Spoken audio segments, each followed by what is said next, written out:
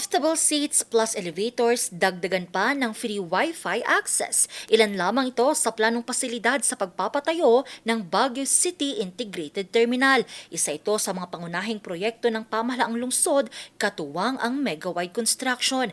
Itatayo ito sa 4 na ektaryang lupain sa Barangay Tontogan, kung saan matatagpuan ngayon ang staging area ng mga basura ng lungsod ng Baguio. Passengers are exposed to extreme weather conditions. Exposed din sila sa safety and security risk. And then since we have the buses maneuvering along the road, so it creates congestion. So what is the solution? The solution, of course, is to build a first world terminal that caters to the needs of the users.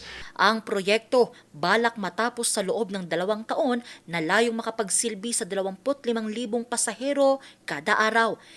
Isa raw ito sa magiging solusyon sa decongestion sa mabigat na daloy ng trapiko, lalo na sa Central Business District. Duman tayo sa lahat ng mga parang butas ng karayom.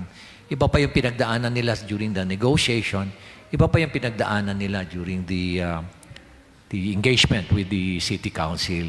Pero maaapektuhan naman dito ang nasa 28 pamilya na iligal na naninirahan sa lugar.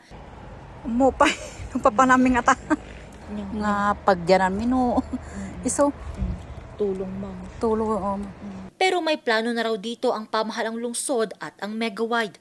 Itong mga naiwan na families, tulungan ng company na ito para makapagtrabaho naman while the project is ongoing.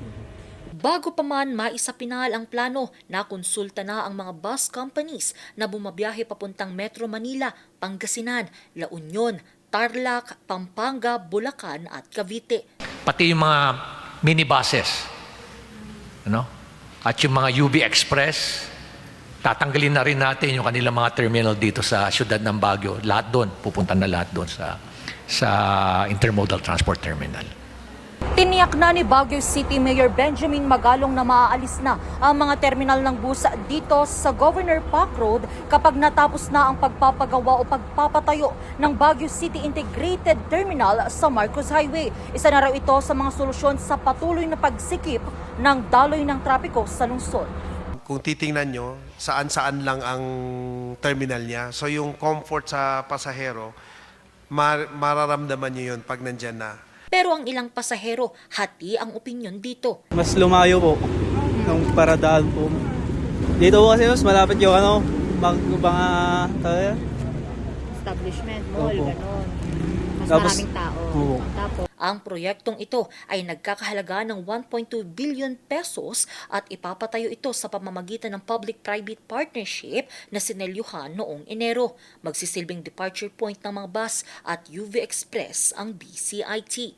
Pinag-aaralan na kung saan ililipat ang staging area ng mga basura ng lungsod para masimulan na ang land development sa lugar. Angel Arquero, RNG News.